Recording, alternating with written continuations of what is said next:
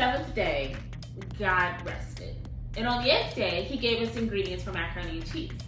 Now, that's not theologically sound. Please do not tell your pastor that I told you that, because it's incorrect. But either way, macaroni and cheese is God's gift to us.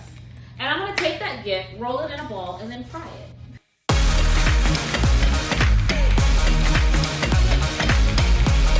When I make macaroni and cheese for myself, I always make too much. So I honestly needed to solve a problem. Like, what do I do with this abundance of macaroni and cheese? I don't want to give it to somebody else. That would be a little awkward. Like, here's some macaroni and cheese that I made 3 days ago.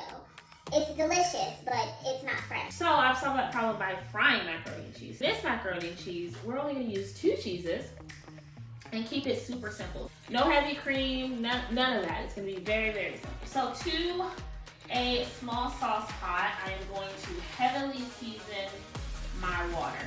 A great way to know how much salt to add to water is if you feel like you've added too much, just add a little bit more. So we're gonna let that come up to a boil. We are going to be making a bechamel sauce. That part hasn't changed. If you are using your own macaroni and cheese, or if you got a recipe from your mom and them, like, I would suggest not using a macaroni and cheese that has eggs in it. Why? Because this macaroni and cheese isn't gonna bake. But when you're making it with the bechamel, it's already cooked. You're cooking it on the stove top. You can eat it straight out of the pan if you wanted to. So that's just my little caution. But use whatever macaroni and cheese recipe you have. This is what I'm just using to just be super simple.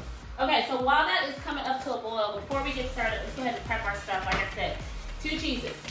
2 cheeses. This is extra sharp cheddar. This knife is not gonna give me no justice. And I'm just gonna cut it into cubes. When it's shredded, it will melt better. But I actually don't want all of this cheese to melt fully, because when you're frying it, I want nice little pockets of like, there's cheese in that. All right, pasta come up to a boil. I'm gonna set these little 2 blocks of cheese just off to the side. The same method for the mozzarella. And I'm gonna set aside just like a third of it. And then a cute little trick that we all know, a little wooden spoon on top. I don't know what it does, I don't know how it helps, but it just doesn't boil over when that's there. Now I know in the original macaroni and cheese I said undercook your pasta. Well, in this video, I want you to fully cook it, because there's no additional cooking after this happens other than the frying. The frying won't cook the macaroni and cheese. The frying is just gonna give it color on the outside. To a pan, I'm going to melt 2 tablespoons of butter. Butter is melting, so let's go ahead and get our flour together, and we are going to do just 2 tablespoons of flour. And then you're gonna take your whisk, and then you're gonna take your whisk that away. So at this point, I'm gonna season.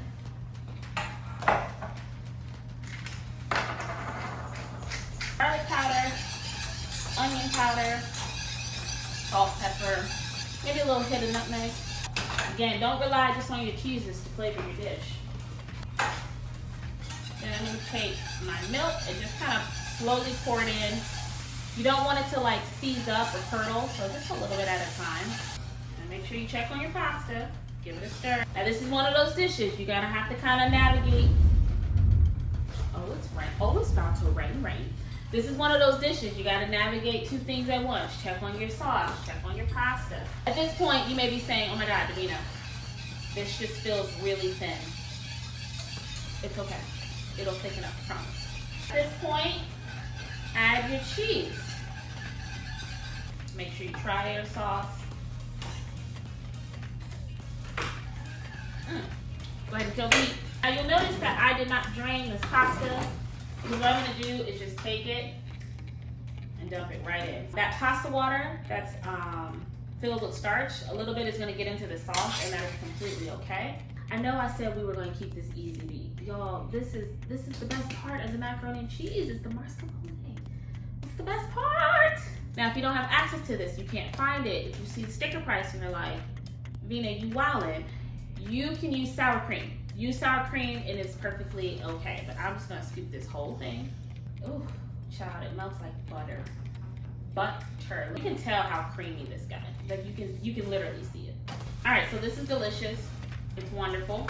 I hate to leave you in suspense, but we actually need to let this refrigerate for a little bit. So I'm gonna put a lid on it. I'm gonna actually stick this in my refrigerator and let it set for about 3 to 4 hours. I'm gonna go to work actually, because I do have a full-time job. And when I come back, this will be perfectly set. You may be saying to yourself, you know, why don't you just like form the balls now and then refrigerate them so that way you can skip a step? Well, for one, this is piping hot. Like you can see the steam coming off. I'm not putting my hands in none of this. But two, it's gonna be really hard to form a ball with this consistency. You see how creamy that is? It's nearly impossible. The sauce is gonna like firm up and seize up a little bit. It's gonna be beautiful. So, I'll see y'all in a few hours. All right, so I am back home. I've been out for about 5 hours, so I know that this macaroni and cheese has set, and we can form it into beautiful little balls that we can, balls on camera. Sounds awkward. So while the oil is preheating, let's go and get our fry station ready. So as you can see, I have croutons. You can absolutely buy breadcrumbs. You can make breadcrumbs. I just like the taste of croutons. Put that in, and we're just gonna pulse it. If you don't have a food processor, that is completely fine. You can like leave them in the bag and just like bang it out if you need to. If you had a long day at work and you just want to like hammer at something, there's no one's here to judge you. Like I said, I love croutons. They take out the work of having to season them. It's delicious. So, breadcrumbs here. We're gonna do eggs here. I like to keep everything in order so that way I know how I'm frying, or I know how I'm dredging things. 3 eggs that we're just gonna mix really quickly. And then we're gonna just pour some flour. I'm just gonna pour the rest of this in here. Okay, so we got all our little stations ready. Remember this cheese that we set aside? Let's go ahead and cut it into some cubes, because we wanna have this prepared as well. So, seems like we got a lot going on here, and we do. So we're gonna take our macaroni and cheese, however big you want them. We're gonna take it, and again, this is why we put it in the refrigerator, so that way this part is easy. I'm gonna take 1 little cube of cheddar and like 2 things of mozzarella and form it up. All that extra cream that was sitting in there is really helping me form this ball. So, look at that, perfect little ball. Don't play with your food too much, all right? Now we're gonna put some flour on it, put it in our egg wash, and then roll it around in these croutons, set it on the plate, and then repeat. I have this little mesh strainer that I'm gonna use to drop it in there. While that's frying, let's go ahead and make some more. Let's pull this out, look at that. Even some of the cheese like is trying to escape. It's beautiful. Now, right now would be a great time if you like to eat these with a little tomato sauce, which is what I'm gonna do, to get your tomato sauce together. Now this recipe isn't for tomato sauce, so however you decide to make it, you can. And I like to put a little peeled tomatoes, crushed garlic, onions, oregano, seasonings, olive oil in a pot, let it simmer, and then I like to blend it up. Or honestly, you could just use the marinara sauce that comes in the jar. There is literally no judgment here, okay? Look at that.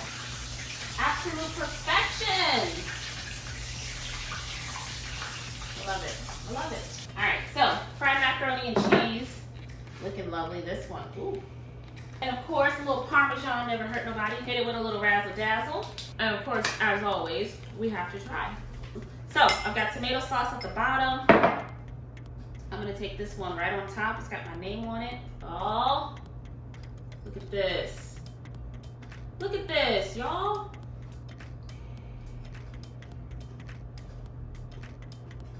The mac and cheese on its own was lit. But that crouton crust, deep frying it, I'm literally about to sit here and eat this all on camera. And that's not the goal. That was a small one.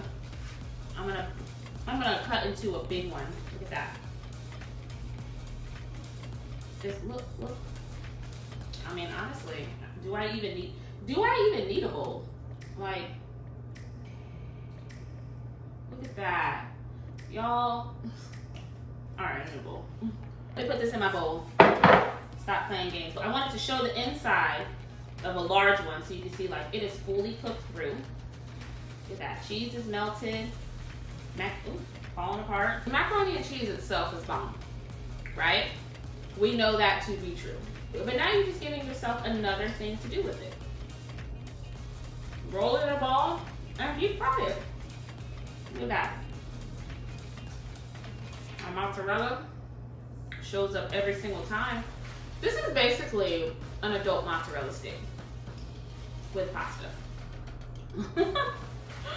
I done made a mess. I'm about to sit down and finish this. As always,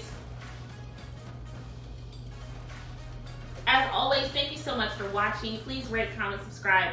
Send this to your mom and them. Seriously, send this to your mom and them. All right, scroll down below, click the little share button, text it to your mom and them, because you know she's gonna have leftover macaroni and cheese.